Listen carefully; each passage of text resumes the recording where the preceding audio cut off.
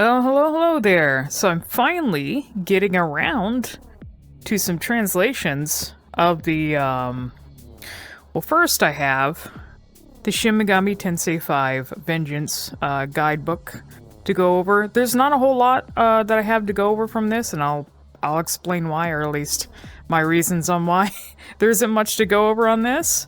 So we've got Vengeance guidebook, and then it's funny because I was just gonna do a thing on the guidebook, but then also there was an interview posted for Vengeance in a magazine that has like yokai and ghost story stuff posted in it. It's the first time I've heard of this magazine. And just to keep in mind as well, I'm not going to be showing any scans or anything like that from the magazines, just to be safe, because I think both of these, even this one, is published by Kadokawa, so I don't want to get in trouble by posting any scans. It's just the covers, and they are. I did place them in my the world that I have here. So let us begin. So we have the SMT5 Vengeance Perfect Guide. Now, this I want to say that I do think it is Japanese only. I do think some of these strategies and stuff provided in the guide, generally just for gameplay purposes, can be very useful if you can read Japanese or get translation for it. However, compared to any extra content that was provided in the guide, compared to the other Perfect Guide, and I actually have a video where I went over stuff that I saw in the guide, like story-based stuff or interesting little tidbits that the Perfect Guide had. This one doesn't have as much, funny enough, but I think that's because they had double the amount, because of the Vengeance route, double the amount of like information stuff on the actual gameplay elements that they had to cover in this. There was less bonus material story-wise. Like, it's funny because I usually read through like Japanese SMT community treats and stuff sometimes, and that's one of the things I noticed that people are kind of like, why did they cut out a lot of stuff? Supposedly, and I did not find this either. Supposedly, there's a warning too about like the content in the book in relation to DLC content, because there is a thing. I did make a little video of it, but there might have been an update or something where they're going to be adding even more navigation demons, not just one, more than one. And I saw a Twitter user comment that the guide supposedly had a warning somewhere. It might even be a warning on a listing that it might be considered, some stuff might be considered out of date, and that, so maybe there's a suggestion there that there will be more DLC content in the future. It's probably just going to be the navigation demons.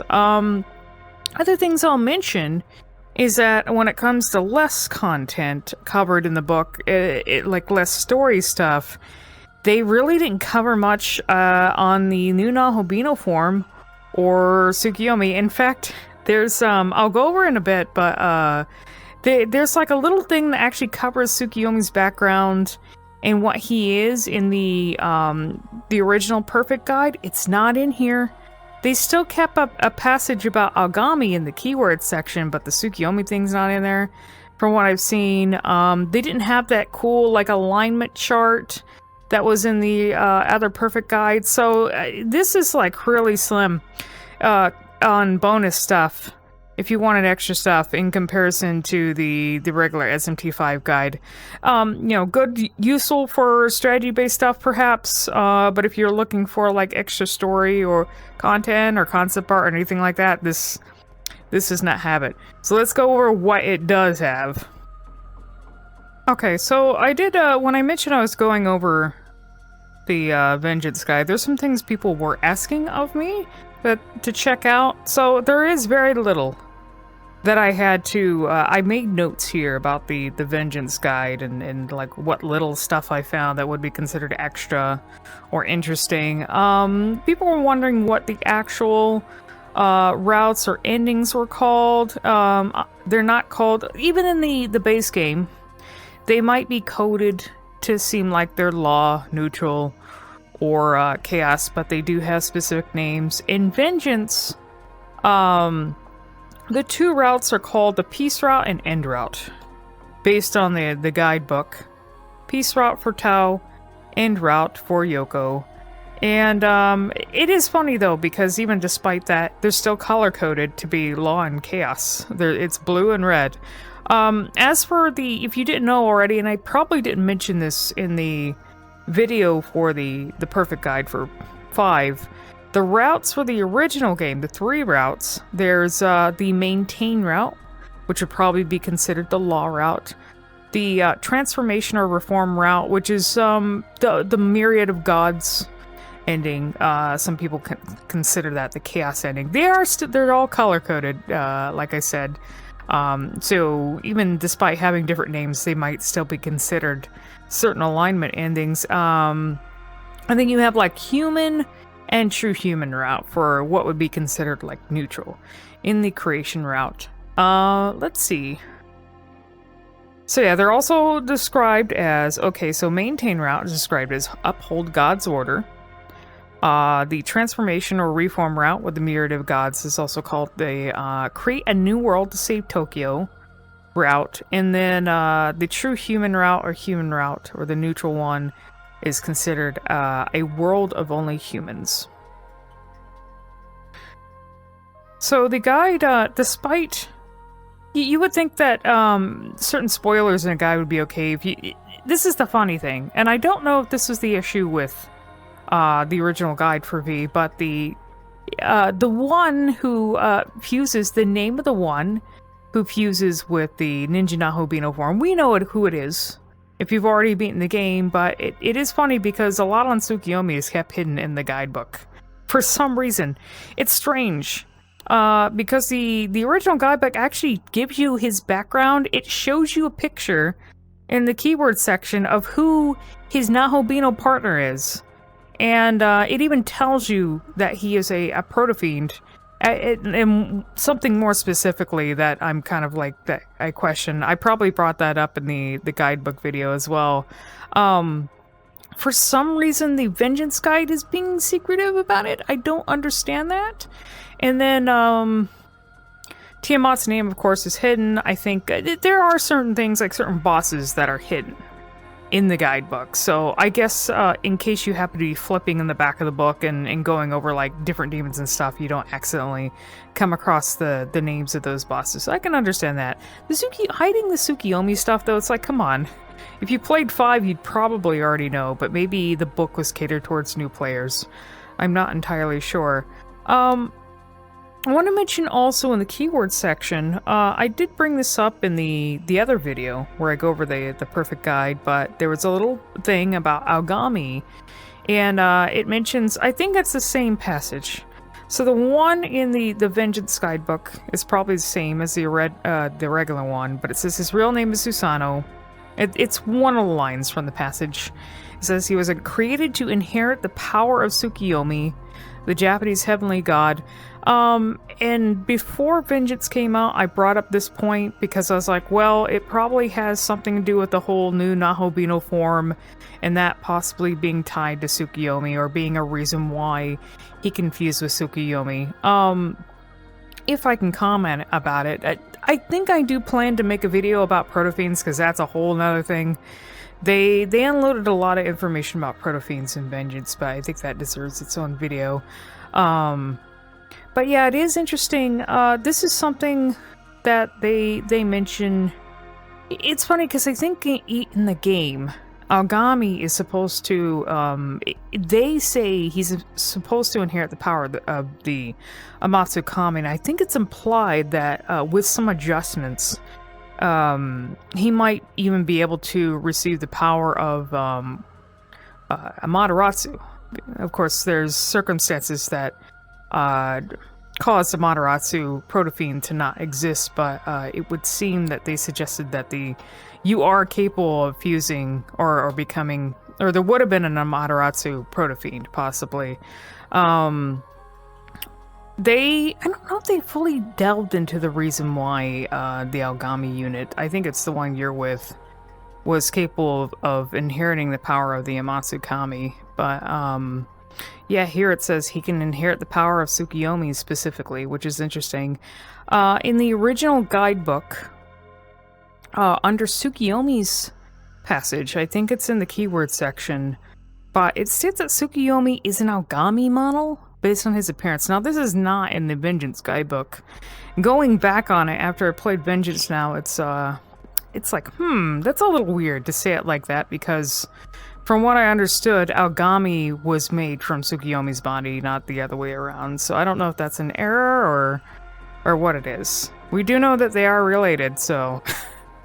So another thing I noticed, which I actually think is an error, and I don't know if there's an official confirmation about the flowers on the school uniforms, but the thing is that from what I understood and what I've seen, the white flowers on the school uniforms for Joan Academy is the Satsuki azaleas.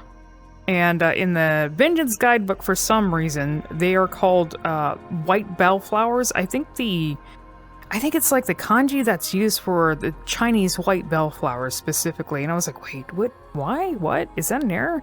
Because I remember in the merch that they said that it was Satsuki azaleas, and those specific azaleas are supposed to be the official flower of Shinagawa.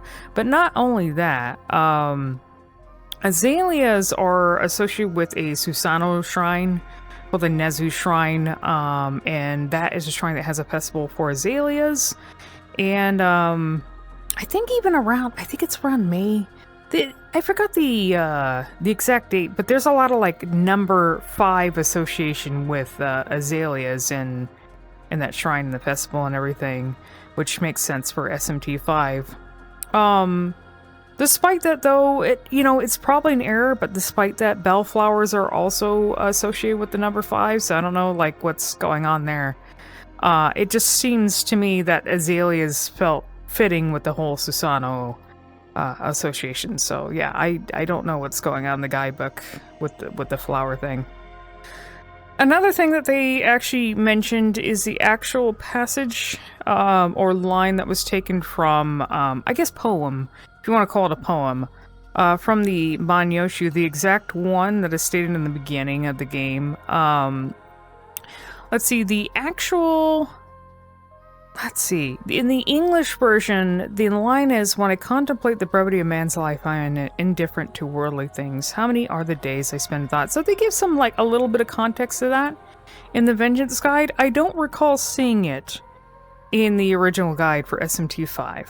So what it says here, the line that it gives here is, when I see you, who is always in the eternal world, I can't help but feel sorry for you. There are different translations that I've seen of this this line. It's just, when I look at the eternal world, I often think of things without paying much attention to them. So there are different translations of that poem. It says it is a poem included in the Manyoshu. It means reality is impermanent. In this world, it is impossible to concentrate on mundane matters. My heart sinks. The reader is Otomo no Yakamochi, who's involved in compiling the Manyoshu. It says that it is number 4162 in volume 19 of the 20 volumes in total. It says Yakamochi's poems account for 473 of the total 4,516 poems. I did do some research on this a little bit, and it says I have seen the number that Yakamochi's poems in the book change, so it depends on what source you're reading it from. Here's another translation. It says, when I see the impermanence of this transient world, I cannot fix my heart on the affairs of this world. There are many days of reflection. So that is a line that begins SMT5. It is in the Manyoshu. The protagonist is seen reading the Manyoshu like constantly. It's the book he always has in his hand when he's walking around. In fact, many times when he's reading the book, he seems to be ignoring everything else going on in the world, so I suppose it's fitting. It says this, I'm reading notes that I put down, so this poem is included in the Manyoshu, which is considered the oldest existing anthology of Japanese poetry. The meaning is reality is impermanent. In such a world, one cannot concentrate on mundane matters, and the heart sinks. So another association with the poem in the Manyoshu is that Susanoo himself was associated with poetry, and in fact it's said that he wrote the first waka, or Japanese-style poem, after he slayed Orochi. So let me go over this. Supposedly in the Kojiki in the Nihon Shoki, it said that after slaying Orochi and saving Kushinada Hime, Susanoo recited a poem expressing his satisfaction with her and the palace he built with her in Izumo. And this poem is said to be the first waka, a traditional Japanese poem. One of the translation reads, "Rising clouds of 8 layers, in Izumo I build a fence, on 8-fold layers to enclose my bride within this 8-fold fence." There's a passage written by Tsunetoshi Tanaki. While it is a poem from the Kojiki, it somehow feels as if it were spoken by Susanoo no Makoto, modeled after a human being. It seems that the feelings of Susanoo no Makoto as a singular being are honestly expressed.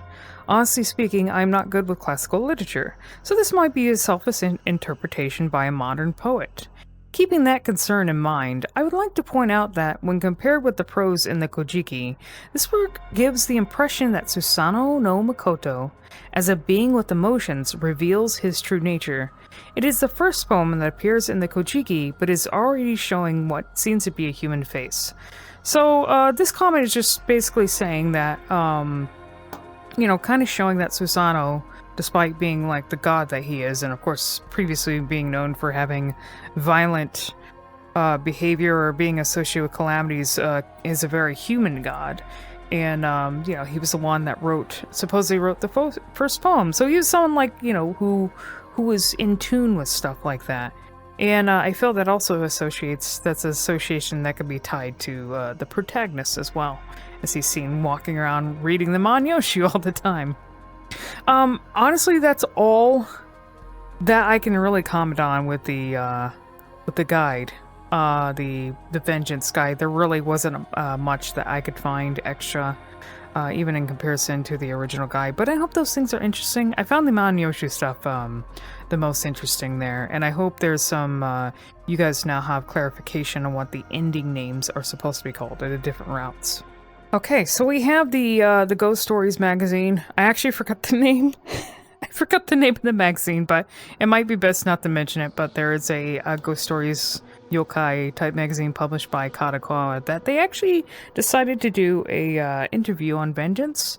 There's an interview with Komori and Doi in it that I'm going to go over mainly. There is like another interview that they did with a well-known novelist. I forgot the name of the novelist and an editor, but I'm not going to be reading over that interview. You can check that out on your own if you manage to find the magazine and buy it. Because that interview is mainly about SMT stuff in general and their opinions and feelings on it, but I mainly want to focus on like the devs and what they have to say about Vengeance in particular. So let's go in. So I want to mention specifically with this guide in the translations now, this is published with vertical, like things written vertically, and that can cause some complications in translation, and I will mention the translation of the interview that I'm going to be reading is probably going to be imperfect, and I swear I went over it like 3 or 4 times using very many different methods to try and translate it and correct things as best as I could. So it is what it is. I think the basic idea is there, but obviously, if you check it out on your own, stuff is probably going to be translated very differently. So it is what it is. I'll do my best to try and, read what's there in the interview. Okay, so this is going to be quite a long interview, so I hope you'll stick with me. I will make edits and cuts if I need to when reading this, so I'm not the best at reading. So this is the interview with Shigeo Komori and Masayuki Doi, and the interview in text is by Yusuke Takahashi. And it opens up with saying, how would the world change if supernatural beings from mythology and folklore, demons specifically, appeared in the modern era? This is the concept brought to light by the role-playing game series Shin Megami Tensei. Since the release of the first game, Shin Megami Tensei, in 1992, this series, commonly referred to by the nickname MegaTen, has remained popular for over 30 years. The latest entry, Shin Megami Tensei V Vengeance, was released this past June and within just 3 days, it became a major hit, surpassing 500,000 copies sold worldwide. I actually didn't pay attention to the number. I haven't kept up with the the number of sales, but given, I think I mentioned before in the video about the navigation demons that they wanted to add that, and all the collab stuff that they've been doing, it would seem like the game's doing well. Like, that the release went well for them. They're doing a lot of promotional stuff for it still. From ancient myths to modern urban legends, the game's unique world is woven by demons from various origins, featuring a profound story that goes beyond mere good and evil, and beautifully terrifying characters with distinct personalities. Vengeance has captivated players around the world.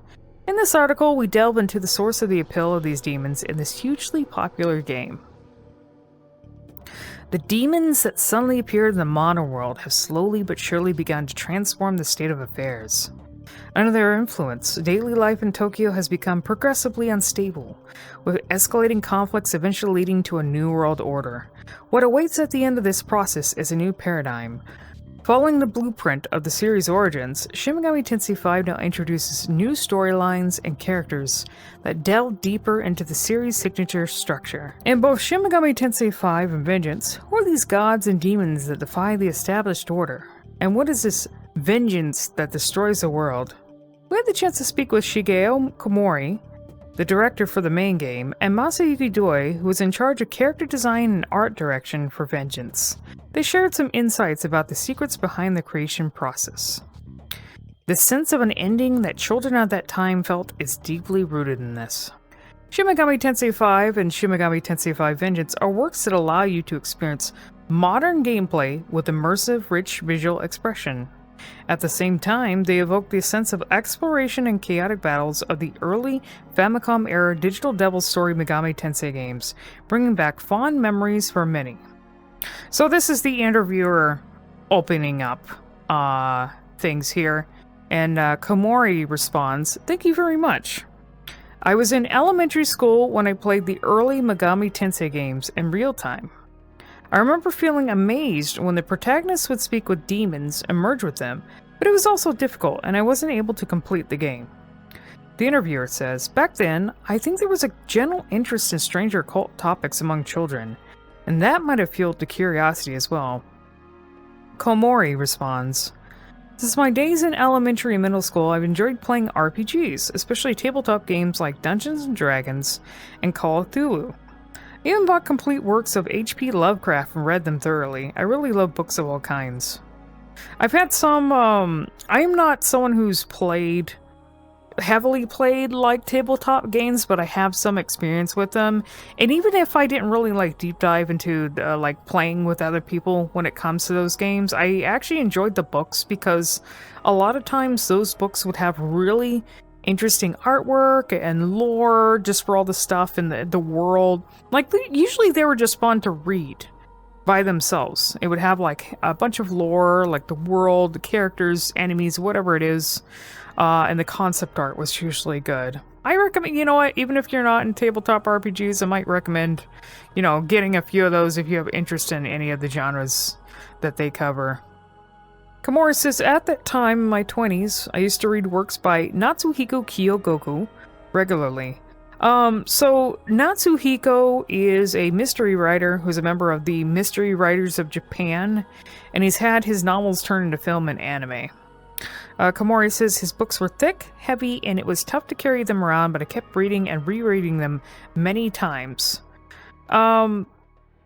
It's interesting that Komori mentions that he has a great love for books because the protagonist of SMT5 also has is known for having a hobby of books. In fact, they point it out many times in the game, and they even make fun of him sometimes for just, you know, being a bookworm essentially. And there are some hints. I think there's some hints in the game of what the books he kind of reads, but there was an expo, like a 30th anniversary expo for Shin Megami Tensei, where they had like this exhibit that you could walk through very briefly, and they did have like setting materials for SMT5 along with other things, which had some extra information that you may have not known about the different characters. And I don't know if they're ever gonna release like an actual art book, but I hope they do with this information, because it did have some tidbits, according to a Japanese Twitter user that was able to take notes on the stuff in the event, but and it's something I may have brought up before. Maybe I'll make a video about it eventually, about stuff about the protagonist that we know from the game and extra materials. But the protagonist has an interest in, like, it said he likes to read Edogawa Rampo detective novels. Of course, if you know the Persona series, those novels also influence some elements in that series as well. Osamu Dazai, which is a well-known writer. Of course, he likes reading the Manyoshu and traditional, like, Japanese literature, and it's seemingly occult books, because especially in Vengeance, when you do a little side quest, characters will, like, sort of quiz you on your ability. Like, it's like, oh, you're someone who reads a lot of books, right? You would probably know about, like, yokai and monsters and everything like that. So I think there might be a suggestion that he also likes occult books as well, or things on monsters, which is interesting. The interviewer says through those, you became familiar with foreign religions and mythical beings. And Komori says, indeed, I certainly did. After that, I became interested in those subjects from an early age. After the release of Shin Megami Tensei, I became deeply immersed in it, and I played the series all the way to the very end. The timing matched well with the atmosphere of the time, as it was right before the turn of the century, around the time when people were concerned about Nostradamus' predictions. So if you don't know who Nostradamus is, he was like an apothecary who ended up getting very involved in the occult in the 1500s, but he ended up writing a multitude of prophecies, many of which some people say supposedly predicted events in, like, the 90s and other different, like, eras. There's probably people who still think his stuff is, like, predicts things today. I don't know. I haven't deep dived into that, but it's, I've come across it a little bit. There's a sense of unease, like, could there be a crisis triggered by internet-related issues? Says the interviewer. Yeah, there's the whole Y2K thing, which was felt around the world. Anyone who had access to a computer, or anything that was reliant on a computer to function at the time. Komori says, yes, that's right. It was that era. The sense of an impending end that Shin Megami Tensei showed us felt so captivating. There's also the whole, like, economic crisis that Japan was suffering at the time. I can't remember if it was, like, the 80s or 90s. There's, like, videos that go over the crash that Japan suffered specifically. I think even someone who's covering Shin Megami Tensei 1 has, like, a video on it. I don't remember the YouTuber. I don't know if it's Marsh or somebody else who was kind of explaining, you know, why themes in SMT1 were associated with what was going on in Japan at the time that the game released, like the early 90s. So that would be good extra reading, or good extra watching if you aren't aware of that. It is funny too. I'll mention on the side that I think when I was going over my cut content video, anyone who knows about, like, the early ideas that were going into SMT5 when Yamai was still around, there was an intention to base the game off of, like, economic hardship and other issues that Japan was suffering at the time, but obviously the gears sort of shifted away from that. The bullying is still there in the game, but, like, I don't know about the economic stuff so much in the final version of SMT5. I have a feeling there are some things that, like, in what Yoko brings up in the game that are associated with that, perhaps. Maybe they injected some of those ideas and a lot of the issues that Yoko talks about. The interviewer says, when you were in charge of directing Shin Megami Tensei 5, how did you structure the overall story? Komori says, before I joined, the staff had already been researching myths from various regions and found a common thread among them. For example, in myths like those of Perseus and Rama, there are many instances where young heroes slay monsters or tyrants and claim the throne. When you look into it, in ancient belief systems, the object of worship is even older, and they mention the Earth Mother Goddess who governs birth and fertility is a snake, for example. Snakes tend to be used as divine symbols. However, there are many myths where the hero defeats a serpent or dragon to take its place. In other words, as civilization advanced and humanity's agricultural and military capabilities increased, for example, it gives, by using cattle for farming and chariots, the snake god began to lose its role and the bull god took over. I mean, they're not the only ones who realize that connection. There are plenty of videos on it about this shared belief around the world this sort of like shared, this common theme in a lot of the world's legends, where you, in specifically like the bull god, also a lot of times ends up being like a storm or sea god. I know in certain depictions of Susanoo, he also has like storm abilities, but he's mostly a sea god. But a lot of times these bull gods that end up slaying the snakes or dragons are also have like the like are associated with storms or lightning or something like that. Very a lot of shared themes around the world, so I'm sure there's many theories about that. Then Doi responds, "We had a rough outline of the story, but not everything was set in stone, and we were figuring out how to implement various ideas." Komori says, "Yes, that's right. So among several ideas for Shin Megami Tensei 5, we built the narrative around how these transitions in mythology, the transition of kingship from the snake god to the bull god, and the creation myth of what kind of being was chosen to be the king." So an interviewer says, so the snake god's ideas and motives were incorporated to some extent in 5 and were brought forward in Vengeance. Komori says, in SMT5, snake-related demons such as the Hydra or Nua are included, but they are not explicitly stated in the storyline, and the protagonist's relationship with Susanoo, the god who defeated Yamano no Orochi, is not strongly emphasized. So in Vengeance, we decided to revisit that aspect. By doing so, even those who have already played SMT5 can enjoy the story from a broader perspective, revisiting previous themes while expanding on them.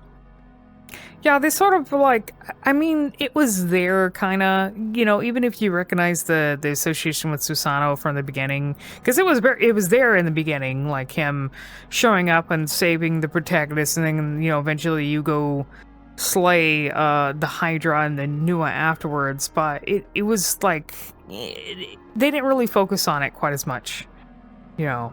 I felt like they kind of focused on bull gods more. I guess that's why the creation route would be considered more like the bull god perspective route, and the vengeance route is the snake god perspective route, because you definitely get a lot more snake theming in the vengeance route.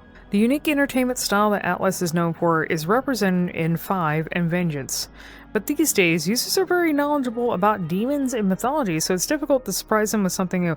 Oh yeah. Like, that's the funny thing. When there's a new game teased, and this was the case I noticed in Vengeance, because of course, I'm kind of new to the theorizing game with Shin Megami Tensei.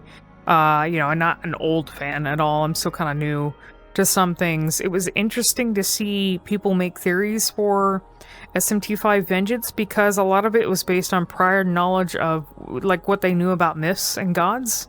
And I said that was the fun thing about it, is because people can, you know, not only are they pulling from what they observe in the game, but they're pulling from stuff like they know that exists from world mythology, which is interesting. So Komori says, so it's difficult to surprise them with something new. That being said, even for me, the setting of Nahobino feels very fresh. Originally, they were an entity written about in the corners of Japanese mythology. Doi says, the name refers to Naobi no Kami and Magatsui no Kami, were calamity gods born from the impurities Izanagi brought back from Yomi after performing his purification rituals. It's based on the purification god said to be born to fix the calamity of Magatsuhi no Kami. It's a good name that matches well with the setting of 5.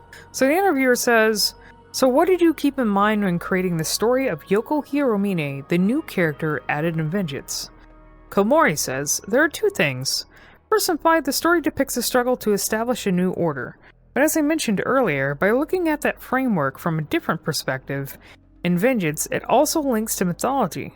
Another thing is, I wanted to delve a little deeper into the inner lives of the characters, so while I placed emphasis on the Qadistu and Yoko, I also wanted to focus on the original characters in 5 as well. I think those who have played both will especially enjoy it.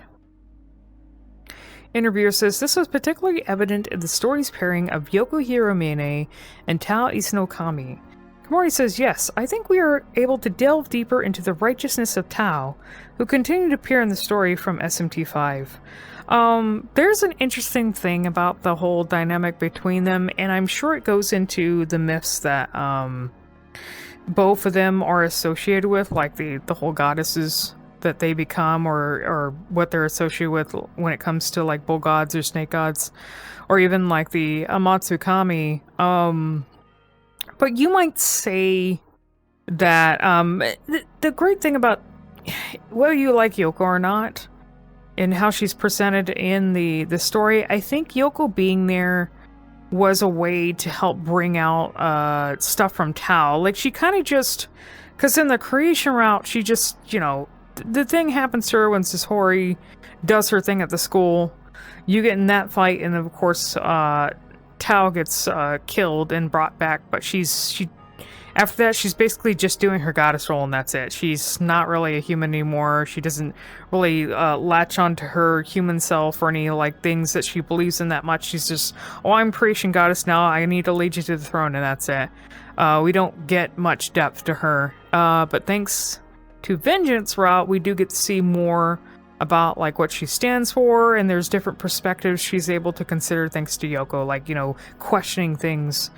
And there's definitely an element there you could say that relates to mythology in a way, but that could probably be talked about in another video. The interviewer says Lilith is also a symbol of feminism, which was an interesting point I found out when researching this story. Doi says it's become a symbol of modern feminism, hasn't it? There's a sense that Qadistu, representing the snake gods, overlaps with this. I'm actually not like, maybe I'm not as well educated on like Lilith, for example, like if like certain gods being associated with certain, like, you know, movements or ideals or anything like that. So I'm kind of uneducated on this point, but I do find it interesting. Komori says, yes, that's right. There's a sense of competing with the male gods or fighting over the throne. This isn't something we explicitly intended, but rather something that naturally emerged during the development of the game. It's the times we're living in now where these kinds of symbols are taking on such roles. Yeah, it makes sense with the kind of issues like in society that we're dealing with at the moment. That closes the interview with Komori specifically, like the story-based elements. Now it is going into character design with Masayuki Doi. This opens up with, what kind of approach did Masayuki Doi, who built the visual identity for the modern era of Shin Megami Tensei and created new designs based on the foundation laid by previous demon designers, take in his design work? And what kind of meaning did he infuse into the individual demon designs he worked on?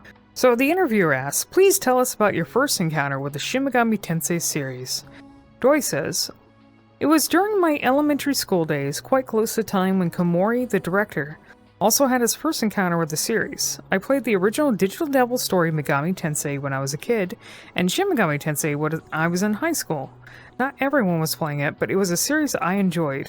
I also played Dungeons & Dragons, and at the time, mid-1980s to early 1990s, a Japanese version was released by a company called Shinwa. I ended up working on translations for it. I got to know the people there and was able to play with them even though I was young. So, like, I did a bunch of, I wanted to mention this because it's really interesting that he mentioned that. I was trying to get the different translations for this night, and, sometimes it would tell me, oh, he just, like, translated the thing himself.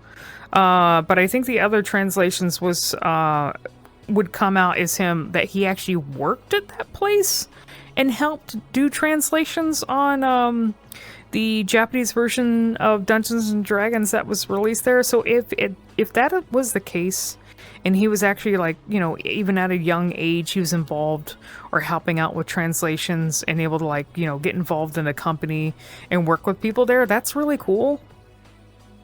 And I'm going to think that's the case because the interviewer says that's a rare experience. Was it around that time that you became familiar with demonic things? Doi says, I don't remember exactly, but I think it was the game that sparked my interest. The worldview and demons of SMT still remain in my mind, and from there, I started buying dictionary-like books about demons to research, and I also started drawing them myself while looking at books. I actually did a lot of this. Not to inject myself in here, but I can definitely relate to the things that we're going to talk about when it comes to interest in mythology. I actually started, it wasn't big for me, mythology stuff in games did help my interest in mythology, but it definitely started before that, because, like, mythology stuff was taught in school for me, and, back in, like, the early 90s, in the early 2000s, that's something that I would do as well, is that I had an interest in mythology and demons and stuff like that. So, and also thanks to video games too. So I would get, I was into a lot of books about them, and I did drawings and stuff. And you might see those if you ever look at like the old black and white drawings on my website. I am someone who has also had that interest in that experience as well. Interviewer says, so Shin Megami Tensei was close to your original experience? Doi says, the circumstances that led me to start drawing are completely different, but the time when I started to like Atlas's works, and the time when I started drawing demons was about the same.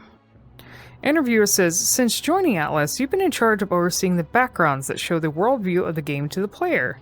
In the case of Shin Megami Tensei 3, the representation of Tokyo's landscape was quite impressive. It seems that around the time of Trauma Center, you gradually shifted your focus to character design. That's a funny thing too, because I played the remaster of SMT3 last year, and I kind of forgot. Because I mostly, like, when I got to know Doi, Masayuki Doi, I mostly knew him as doing character design work. I kind of forgot or didn't realize he did the background environmental like design work on SMT3, and I was like, holy shit. Like, that kind of explains a lot, you know, with his character designs too. Like how detailed he is, or the way he draws environments and backgrounds kind of goes into the way he designs characters as well. Doi says, I used to work as an assistant character designer for titles like Persona 3 and other works alongside with Shigenori Sojima. After joining the company, I also wanted to learn backgrounds personally, so I was in charge of a few titles during this period. Interviewer says, so that's how it was. Doi says, that's right, after Trauma Center, I was responsible for character design in Shin Megami Tensei 4, but for Shin Megami Tensei 5, in order to differentiate it from previous works, I once again aimed to bring out the appeal of the characters, and I pursued what he says is tanbi, which is a type of aesthetic beauty, or an aesthetic of decadence. Decadence of beauty, it's a type of like thing that they call tanbi. Interviewer says, in the promotional video for 5, the protagonist, I see how that was. When I first saw Nahobino, I was truly shocked. It wasn't male or female anymore, and it couldn't even be considered human. I had a choice to perceive it as something completely different. Doi responds, I feel the same. In 5, the protagonist uses with his other half, Aogami, to become the Nahobino. It was necessary to differentiate the design of the two characters and the impression of the Nahobino. Aogami, a divinely created demon, had an image that was decided on without wavering from the early stages of development, and has the appearance of a well-built adult hero.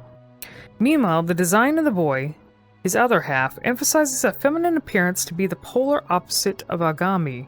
The image of the Nahobino, merging both, is based on the boy, but also uniquely captures a certain heroic quality. This androgynous aesthetic has received high praise, and I think we hit upon something interesting with that design. I agree too. I mean, obviously I'm in here as a Nahobino, an altered Nahobino avatar, but yes, I am quite, I think a lot of people are quite addicted to the design of Nahobino, so I think he struck gold with that one. Also this stuff that he's talking about here, he mentioned really early on.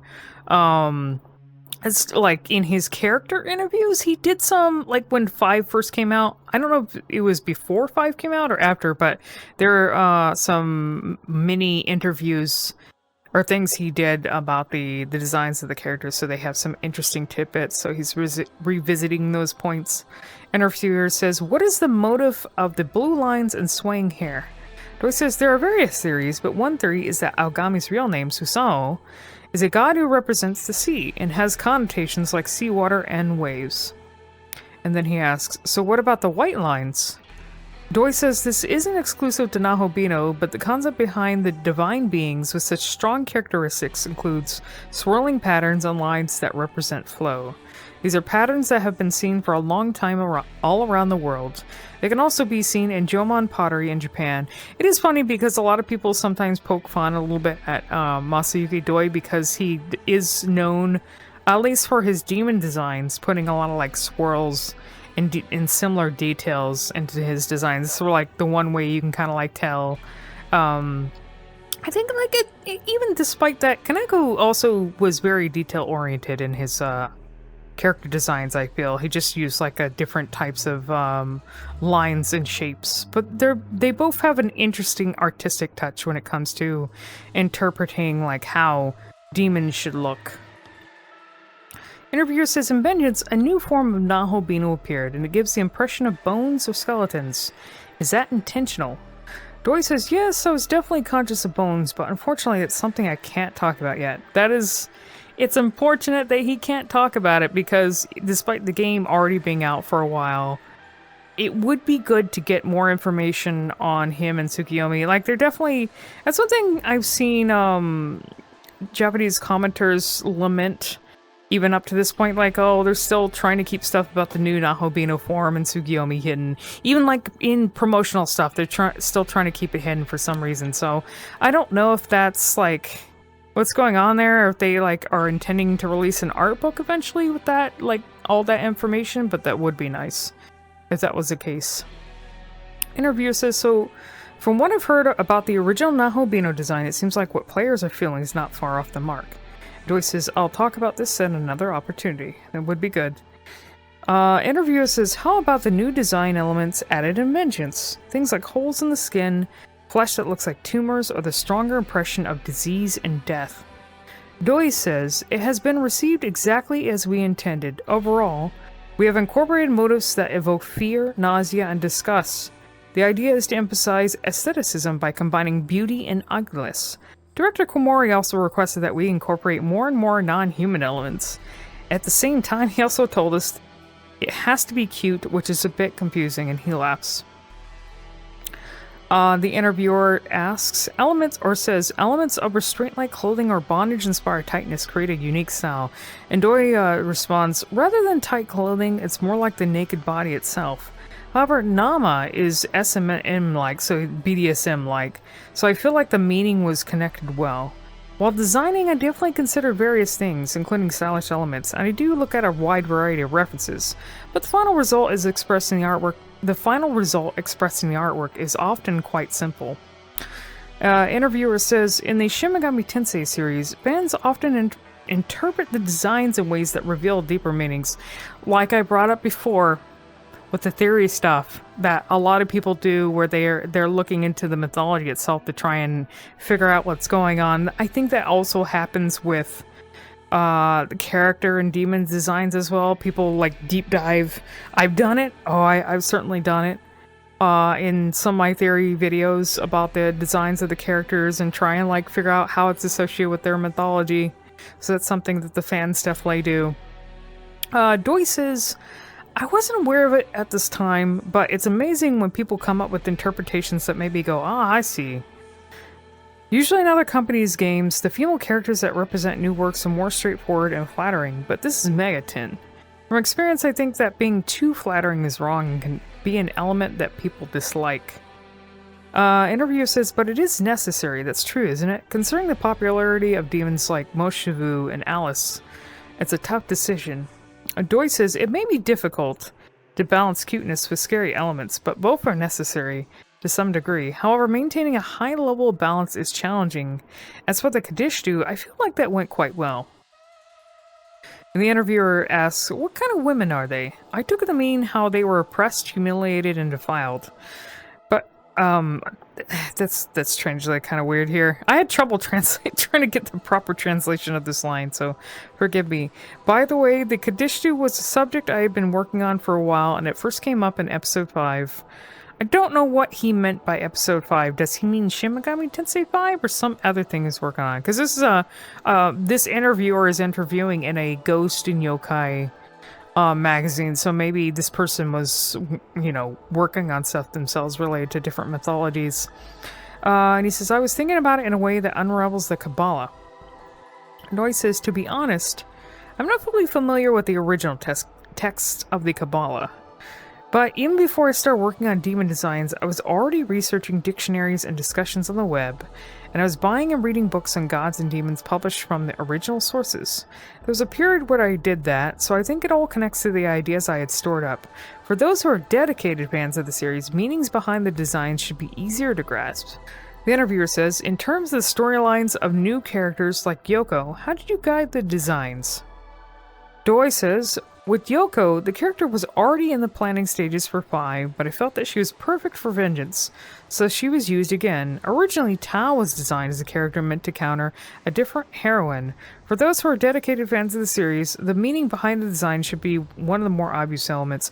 I assume there are some things that maybe I don't quite get with those two, but it does feel like, if I can think of another game that I played that has like two heroines that represent like alignments, I think it might be SMT1, but maybe there's another thing that I'm not quite catching from, especially like Yoko's design. Someone had pointed out that Yoko's design and even her like goddess form is like a callback to something, but it's something that I didn't quite get.